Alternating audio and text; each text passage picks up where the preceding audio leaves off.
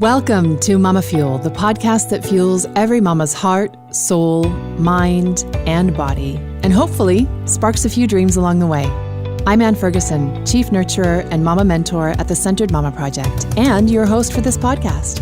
I'll be sharing real, raw, and often funny conversations with beautiful mamas from around the world to remind you that you're not alone and that you're doing amazingly on this wild journey of shepherding small humans as they make their way on our beautiful planet.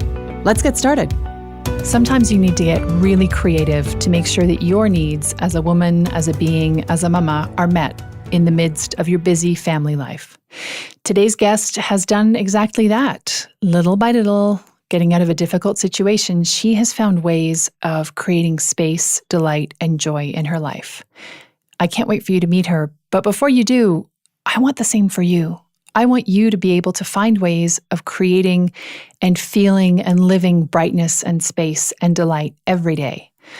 I'm looking for 6 special mamas to join a journey with me. It's a 3-month journey called Illuminate. And in those 3 months, we're going to be focusing on how you are with yourself, how that dictates how you show up in the world, and what's really possible for you based on those 2 things. We will spend 3 months concentrating on how you speak to yourself, how you think of yourself, and therefore how you put yourself out into the world, or maybe you don't, because of the way that you think of yourself. Then we'll look at boundaries, whether you have any, how they feel, are they healthy, can you enforce them without losing your marbles? And then it'll be so good. We'll be talking about your dreams. And I say I'm looking for only 6 mamas because this is a program that has been in my heart and my mind and my laptop for a while. And it is beyond time for it to be born into the world. But I want to just check that everything is as amazing as it can be. And so I'm looking for 6 partners in crime, really. Looking for 6 mamas who want to join me for these 3 months to help me put the final touches on Illuminate. For that reason, the price of the program is going to be a fraction of what it will be when it is all complete and fully polished up and gorgeous. So if you think that you would like to join Illuminate, there are already 3 spots spoken for. And I would love to hear from you because I'm going on holiday on the 14th of July, and I would love to have all 6 of my magic mamas signed up and ready to rock when I leave on the 14th. So if you think Illuminate might be for you, if you think you might be one of the magic 6 mamas, then get in touch with me either by going to thecenteredmamaproject.com/illuminate or emailing me at Anne, ANNE, at thecenteredmamaproject.com. That's the centered, CENTERED MAMA project.com. And I will get back to you right away to organize a chat and see if we're a great fit. Can't wait to hear from you. And remember, if you're even remotely interested in thinking about joining Illuminate as one of my magic 6, you have until Friday the 13th of July. And after that, it all turns into a pumpkin. Without any further ado, I can't wait for you to meet Rachel. Let's get going. Hello and welcome to today's episode of MamaFuel, the podcast. I am so thrilled to be here with you to share, as ever, one of my favorite people. And this favorite person is a brand new favorite person to me. And for those of you who aren't watching, she's hugging that into her heart. You can always watch these conversations on the YouTube channel that I'll link to in the show notes. But Rachel and I met 2 weeks ago in Toronto. We both flew far away. She lives in the UK and I live in Switzerland. And we met in Toronto at an event introduced by a mutual friend and mentor, Laura Hassan. And it was love at first hug. Rachel has such an immense heart and is a mama, a full-time single mama to 2 boys who are very close together in age, 6.5 and 8.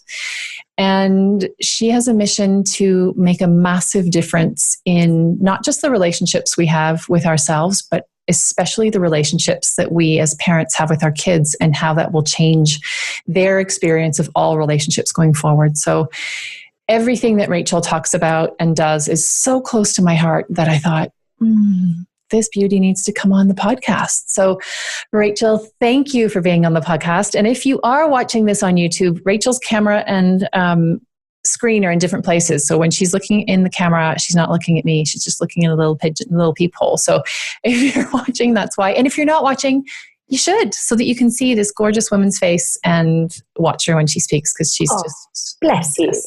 So welcome, Rachel. Thank you so much. I'm so grateful to be here. Thank you so much for having me. Wow. And we get to hang out again. I love it. I know, it's so good. Except we aren't going to be dancing this time. Rachel and I were. Yeah, we were dancing. We took the dance floor, every time. We turned everything into a dance floor. We took it, lady. We took it. Every surface is a potential dance floor in the making. Absolutely. The world is a dance floor. Take it, dance everywhere. That's my It's a great motto to have. So tell us what your life looks like right now. Let's start there. Oh my goodness, I don't even know where to start. So as you mentioned, I'm a full-time single parent, which is challenging in itself. I'm kind of juggling my children. I also running music sessions. So I run live music sessions for children. So that takes up some of my time as well. And then I'm also sort of planning my dream and how to try and serve the world as best I can. So a lot of my work at the moment is childcare versus writing songs versus learning tech versus, just juggling life, I think. Sleep. There's some of that, and I go to bed early. Oh my goodness. I go to bed early. Now this sounds crazy, but I get up between 5 and 5:30 most mornings, which started out really bad. Really bad. I mean, like it was a fight. I am not a morning person. I couldn't go there for a while. But once I started, it actually became a really joyous part of my day. And now, provided I haven't been out anywhere the night before, in which case I'm allowed to not get up at 5, I feel.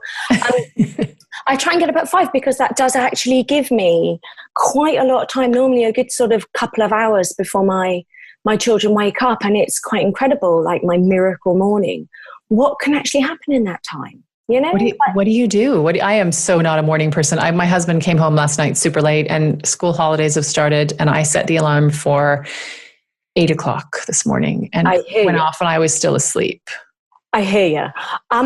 What happens at 5:00 in the morning is, first of all, some denial. And normally some throwing of a phone or something is normally where it starts. But then I start with a gratitude practice, actually. So I don't know if you're familiar, many of you may be familiar with a lady called Susie Ashworth that I spent a bit of time working with. She was one of my interviewees. I want to say she's podcast number 3, I think. There you go. Mm-hmm. So hi, Susie, if you're listening. So I started off, she recommended that I start with writing down 30 things that I was grateful for. And I was like, what?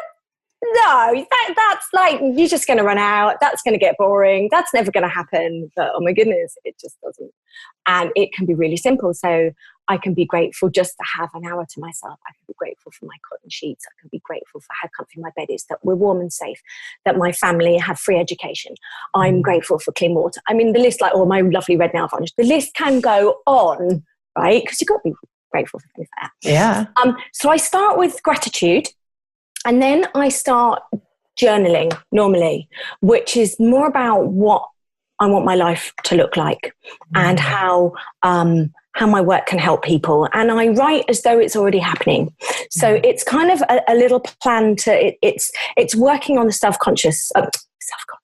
There's a Freudian slip for you. It's working on the subconscious to get rid of the self-conscious. Of the self-conscious, yeah. There you go. To get rid, to ease the transition, because I think sometimes when we're trying to make big changes in our lives, the thing that we come across all the time is the fear, it's fear of being successful, which is ridiculous. It's fear of being a failure. It's a fear of it not working, fear of looking stupid, all of that, and from the conversations I've had with all of these amazing, incredible people, and what I've learned is that never goes away. They all have these fears. These fears are the same for everybody. Mm-hmm. The difference is how they tackle it and what they do with it and how they choose to step through it and just take a step. Just take a step. And if it doesn't kill you, take another one. Mm-hmm. You know, so that's how my morning looks. I normally try and throw some yoga in there as well. I'm a big yoga fan. I know you are too. Your wonderful dancing shoulders from, young lady. So there's always some daily yoga in there for me. Now, sometimes that's when the kids have already got up, because I like the fact that they get to see me do it. And I also quite like the fact, actually, what's really been interesting is that my youngest has adopted his own little gratitude journal. Oh. Now, he's only 6, but he's writing down the things that he's grateful for in the morning, and it's glorious. Right? What a gift to give, huh? Yeah, amazing that you're, instead of telling, you're modeling, and you're just getting on with it, and they decide to practice or not practice what feels good to them in their own way. Absolutely. So for you, a gratitude practice is particularly poignant, I think, because you have not always lived in this place of gratitude and felt like the world was so full of amazingness, because you were in a situation that maybe wasn't serving you and had to figure out how to get to a place where you felt better. Exactly that. And what's really interesting is when you do talk to people about the transformations that they've had or the inner work that they've done, it normally comes from a place of darkness, or a place of fear, or a place of trauma, or a place of loss. You know, I saw a most amazing thing probably on Facebook the other day, and it had 2 tarot cards, or 2 images, and one of them said what you think spiritual transformation looks like, and it was all kind of unicorns and rays of light and sunshine, and then what it actually looks like, and it was just like a burning building with someone throwing themselves out screaming. And I think that pretty much sums it up. You know, it's kind of through the cracks that you choose to let the light in, if you like. And that was certainly the case for me. I mean, 6 years ago, my life was unrecognizable to what I see as today. And from a personal point of view, I just spent a lot of time in my head. I was just lost and overwhelmed. And I'm sure most parents will relate to that, whether they've experienced loss or not. Yeah. And I think we all experience, with every situation, there is gain and there is loss, whether it's a joyous situation or it's an incredibly challenging one. There is, no matter what choice you make for, you know, I remember not so long ago, our daughter had a performance that she was supposed to participate in, and she was at a girlfriend's house for a sleepover, and she needed to choose whether to do the performance like she had committed to, or this opportunity to stay at her friend's. And in either choice, there was loss, and she opted for the one she was in, which was to stay with her buddies. And there was a consequence on the other end of that. There was a loss. So even if it's not, you know, a serious choice, it still implies loss and consequence anyway. So absolutely. How did you get from this place of being so lost 6 years ago to where you are today? That's a good question. I'm trying to distill that. If I could put that in a bottle, oh my goodness. I think it starts with the realization that the whole of my life had just disintegrated. I mean, I'd lost a parent very suddenly. I'd lost a brother very suddenly. My marriage obviously was not serving me, and that all the things that I had thought to be my reality and my future suddenly weren't there anymore. And it kind of was like just pulling the rug out from under my feet. And I think the turning point for me was probably yoga, actually. I've got to be honest. The yoga and meditation that I started to doing purely from a healing point of view. I just knew that when I went to yoga, I felt better. And I couldn't put anything else on it. I just knew that I would come out of there feeling more complete, more whole, more in touch with myself, more connected to myself, because I felt completely disconnected from the world around me. I felt disconnected from myself. I felt disconnected from my children. I felt disconnected from life. And it was just the need of wanting to feel alive again, and yoga and time alone, and that started that process. And then I think the next stage of that was just a desire that as I started to connect more with myself, I started to become kinder to myself. I started to forgive myself more things. I started to be easier on myself. I started to not put myself under so much pressure. There's so much pressure. I think particularly as parents, like to be Mary Poppins or to be this, like you have to have, it all has to look like it does on Instagram, right? And it doesn't. Parenting's messy and hard and it's a slugfest. So I realized as I was sort of more connecting with myself and being kind to myself, I started looking around myself and started realizing that even what was around me wasn't where I wanted it to be. So I started this massive redecorating of I painted everything in my house, literally everything. And I think that was as much about sort of getting rid of energy, and it was like a cathartic process for me to give me a springboard, if you like, to launch through into the new chapter of my life, to reset. Reset your zero in a way. Yeah. Oh, and there was a lot of dancing in there. I've got to say, music. Do you know, like music just brought me through everything. I danced to it, I cried to it, I decorated to it, danced a lot. And just finding out who I was. I hadn't been single since I was in my early 20s, and suddenly here I was in my 40s. And I just forgotten who I was. I didn't know who I was anymore. I'd been a mother, I'd been a wife, I'd been all of these things. Actually, who was I? And that was what I was on a mission to find out who I was, what I wanted to do, what made me happy, what filled my cup up. And I just wanted to be the best mum that I could possibly be, and support my kids as much as I could possibly do. And so how did you set about figuring out who you were? Because I think no matter what our situations, when we become mamas, so many of us, in fact, I have yet to speak to any mama who hasn't to some degree said, I've been doing all of these things for my children because I adore them and I want to give them the best possible start in life. And it all stems from so much love and such good intention. And at some point I feel a bit lost, and at some point, I don't know what happened, or, I stopped feeling like I was having fun, or I stopped being curious.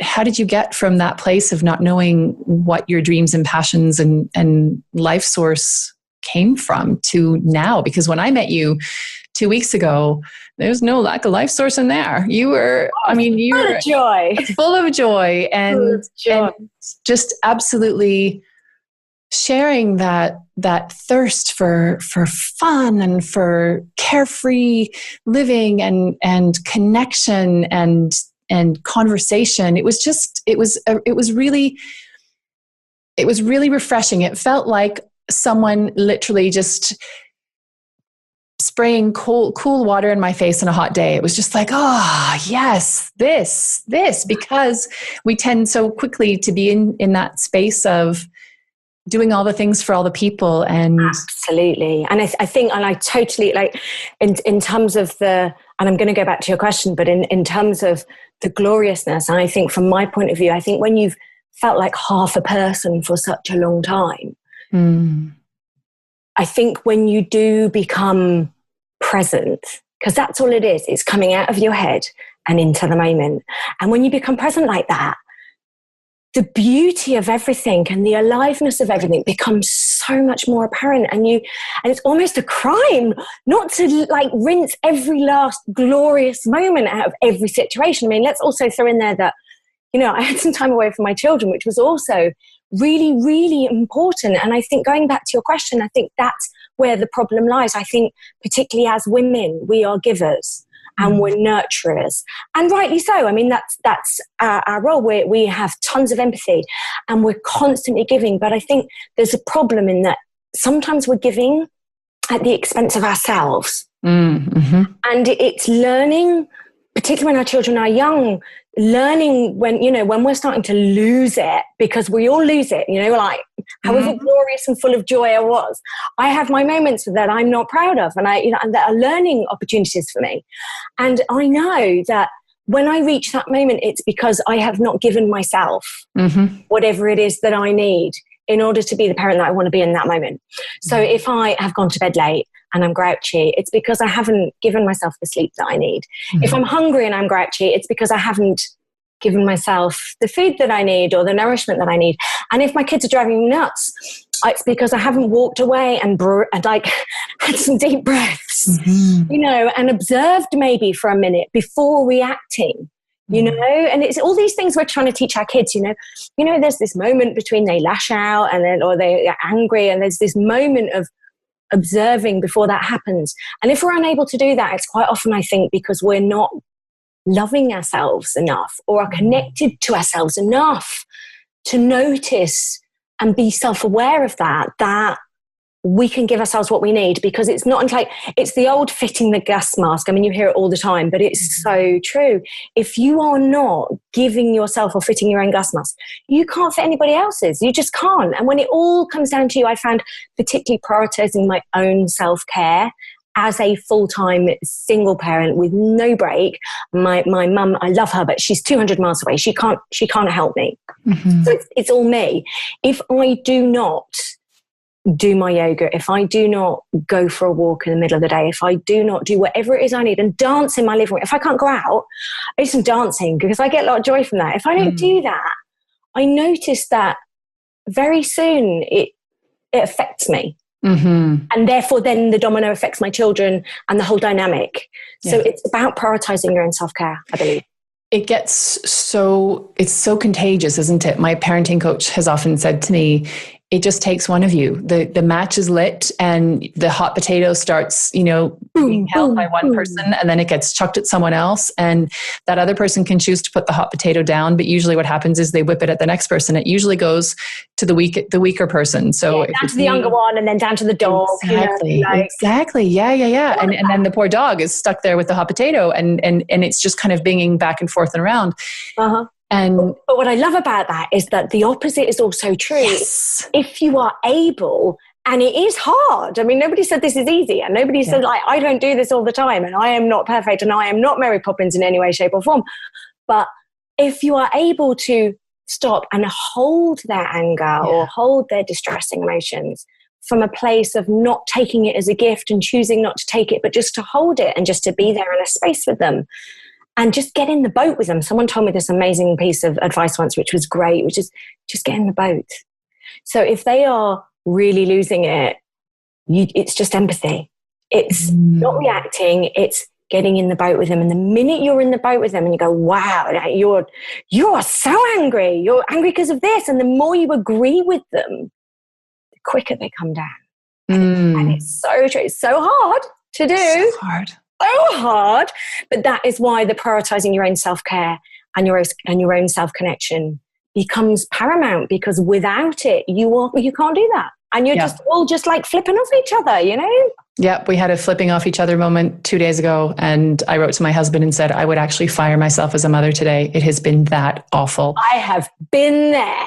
Normally on a school run, just before going to school, that's the time. Yeah, it was first day of holiday, and my kids it was not even 9 o'clock in the morning, and they were at each other in a way that I found very difficult to witness. And it triggers you, right? Yeah, I was very triggered because I knew I had a big day ahead, and I had way overscheduled myself. I hadn't slept enough. I'd been eating sugar when I had stopped eating sugar for a long time, and I lost it. I powered over them in the sense that when I shout, it's louder than when they shout, because I'm a big animal and they're small animals. And so it was not a proud mothering moment, but it was my entire being going, hello, I'm right here and I'm doing my best. And this is overloading. Every single one of my systems is being overloaded right now because this is too much. It's too painful. And we don't have any bandwidth for any more discomfort here. Like there's none. We're tired and hungry and stressed, and there's no bandwidth.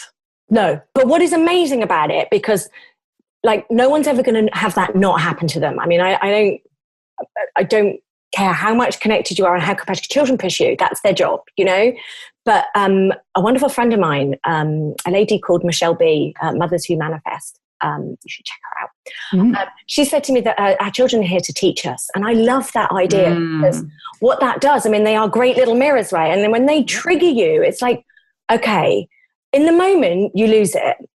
But if you are connected enough to yourself to afterwards go, do you know what? I did that really badly. That's not who I want to be as a parent. How can I make that different? There's the goal. That there shows that you are doing the very best parenting job that you could ever be, because you're bringing that awareness to it. It's difficult in the moment, for everybody. But even if you have the moment afterwards, you go, okay, and you see it as a learning opportunity for yourself, and you might still do exactly the same thing the next time. Probably will. But slowly, with self-awareness, self-connectedness, and self-compassion, and forgiving yourself that we are only human. And, every single day our children are evolving and becoming more like different people. They're growing. So we're facing new challenges all the time. It's challenges all the time, as long as we forgive ourselves for those moments. There's a fly. Sorry, there's a fly. No flies on me. Right? As long as we forgive ourselves those moments and we learn from them as best as we can, and we move forward with a view and a hope and a desire to do things differently another time, I think we're doing the best possible jobs that we can possibly be, that we can possibly do, Yeah. And also being open and having conversations and saying, having the courage to say to your kids, I'm sorry. Totally. Even though I'm your mummy and my job is to keep you safe and happy. And I bet you didn't feel very safe and happy. No, mummy, I didn't. Okay, well, how was that for you? And then be willing to sit with them in having them tell you how that was for them, and to just kind of ride the feeling out. And in our case, the reaction to that situation, there was a bit of it on the day, but it was for the little one, it was yesterday afternoon. So the next day in the afternoon was just floods of tears about all the things and rage about all the, like, no, I can't go look at that thing you've done because we have to go to this other thing. And it was just the chain reaction that took some time to come out, because then it was a safe space again, and she could let it all out. And that piece about connection and that piece about self-forgiveness and compassion is really what all of this process has led you to, isn't it? It's what you going through this transformation has led you to the point where, and you've mentioned music a few times, you are now plugging into that which gives you the greatest nutrition, it sounds like, in a way. Joy. I think plugging into whatever, following my joy has been the biggest teacher, I think, because whatever it is, and everyone has that thing, whatever it is that makes you feel like you can fly, that's the thing. Follow that, explore that, do more of that, immerse yourself in that, work out how you can bring that into your life and how you can use yourself to join with that, to serve your family and to serve the world, really. So you are a musician, you are a singer with a beautiful voice, and you don't just do it's not just, they're not small, but you in addition to doing your music sessions with kids, you have a bigger mission in the world, which is to use the transformational power of music to help parents connect with their babies and their children to build stronger, more compassionate and healthier relationships, right? Absolutely. That and more. I kind of feel like that's the beginning part of it. But I also feel that I think music has such an incredible power. It's just like an awesome power. I mean, we all remember the songs that we fell in love to, the songs we broke up to. There's always songs for little parts in our lives, and just hearing a song can take us right back to a moment or a memory. And one of the things that I really learned was that when I was kind of formulating or clarifying what my mission was I knew that I wanted to get some of the things that I'd learned, because I'd started off just by thinking, right, I'm just going to do music. I do music workshops. I'm just going to take them online. That was the original plan. I was going to take them online and then give myself freedom. But then what happened is, while I was looking into doing that, I started on this personal transformational journey myself with the meditation and everything else. And I started realizing that actually these are so many messages that I want to give to my children. And initially I was thinking of writing a book. I was going to call it A Mother's Pearls, and it was going to be all my bits of wisdom that I could just distill into little messages and maybe write in a book that I could leave, because I think one of the things that when you do suffer loss is it gives you a big perspective that you might not be here. Yeah. What happens if, especially if you're particularly on your own? Yeah. Like, what do I do? How do I teach my children? And it all just came together in a moment, really. I was doing the music. I was looking into doing it online. And I was thinking of doing this book. And I just had this sort of thunderbolt moment of, well, actually, I don't remember any of the things that my parents told me when I was 3. I remember all the songs. You remember Twinkle, Twinkle, Little Star, and you remember firecracker, and you remember all this, and you can recite all the words. Like 30, 40 years later, you know all the words, and it's in. And I realized then that music, which is my first love, actually, like, there's pictures of me when I was 5. Like, I wanted to play piano when I was 5, and I wanted to be a teacher. And that was all I wanted to do. And then life got in the way, and I kind of got pushed down other routes, which just didn't fulfill my soul. And interestingly, then coming back to music when my children were young, because it was just something that I could do, that I loved, that I could take my kids with me, you know, to do music for under 5. So it kind of, the whole thing all just came together in this sort of epiphany moment where I realized that I could use music to teach my children some of these things. So I started putting some of these life lessons and things that I wanted to tell them about courage and self-belief and joy and all of those things, as well as silly stuff, into songs. You know? So beautiful. And I have goosebumps just hearing you talk about that. And I know that from the things that you write on your Instagram profile, which we'll link to. Sorry, the sound's just done something odd, but I think it did. I heard it. Did you hear that? You did. It just had a little bloop. I know. The universe checking in. Exactly. I don't know what happened there, but anyway, we'll just carry on.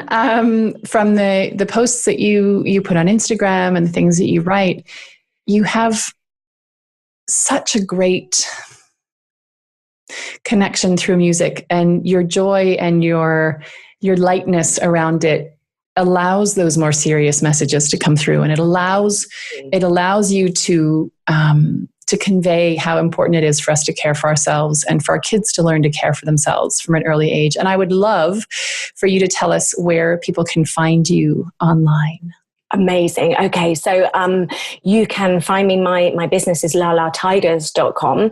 And that's been deliberately chosen because obviously Lala being the song, but also a little bit Lala because I'm a little bit mischievous. I kind of want to go there because I know we've talked quite a lot about the spiritual transformational type stuff, which is a big like vehicle behind what I'm doing. But I'm also quite mischievous and I like to have fun. So like, in the music that I'm doing, there's lots of like house tracks and rock tracks and fun. It's just silly stuff that is all about connecting. But you can find me at lalatigers.com. You can find me on Facebook under Lala Tigers, and you can find me on Instagram again under Lala Tigers. Lala Tigers, Lala Tigers, empowering the next fierce generation. And I love it. Thank you. Rah. Yes, exactly. Rah. Okay, so I have one last question for you. I could talk to you for ages, and perhaps we will again. And we will. We definitely will again, and we might even record it again. But what is, again, I always think I know the answer to this question, and I ask it and I never get the answer I expect. So let's see if that happens again today. Where do you get your mama fuel? Am I allowed to give 2 answers? You can give as many as you want. Okay. Yoga and dancing. Yoga and dancing. And both of which are connecting with a completely different part of myself or my soul in 2 different ways, but are both equally important to me. So, yeah, breathing and yoga and dancing my little socks off with people like you on a dance. Well, I can attest to the fact that my socks were very delighted to be dancing with you. I'm surprised you had any socks left, to be honest. We did bust a move with we did, and there was joy all over that dance floor, wasn't it? And it was infectious. And like the party that started around us and all the people that got involved was just joyous. And I actually made more connections, I think, that evening on the dance floor than I did potentially in a lot of the businessy type environment, because that's when we were all free. You know? Yeah, and people came up to me afterwards and were like, "Gosh, you have all this energy, and you were dancing, and it was so fun to watch you." And I had no idea. I was just lost in the moment of dance. Exactly that. Facilitated by you, so it was wonderful. Well, thank you so much for being my guest today. I know that you have a beautiful, special moment with one of your boys happening in a few minutes. So go and enjoy, and I wish you an amazing summer. Thank you very much. You too. Back at you, babe. Talk soon. And I'll see you on a dance floor soon. Absolutely. Bye. Bye-bye.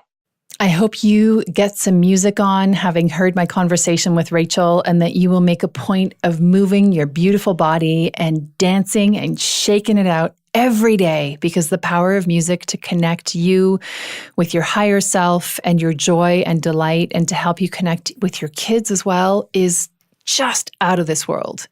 Hopping on just on the tail end of this conversation with a little reminder that if you have any interest in joining me for the 3-month pilot of Illuminate, the amazing life-changing program that is going to help you step out of the shadows where you might have just drifted because you want to do all the things for your kids because you love them so much, get you out of the shadows and back into the spotlight of your life, you only have a few days left to get in touch with me. So you can go to thecenteredmamaproject.com/illuminate and pop your name and email address in there, and I will get in touch with you so that we can chat and see if you are an amazing fit and if you will be one of the lucky 6 magic mamas to join me as I put the finishing touches on this amazing program. Wishing you a gorgeous week, and I hope to hear from you. Bye for now. That's it for today's episode of MamaFuel, the podcast. Thanks for listening. There's a lot more conversation, sharing, and real mama talk happening in our private Facebook group. To join us, go to www.thecenteredmamaproject.com/Facebook and make sure you say hi when you get there. If you like this episode, or if you know a mama who could use a little mama fuel, I'd love you to share this episode and to rate and leave a review. Every comment helps, and it is always a delight to hear from you. Thanks, and bye for now.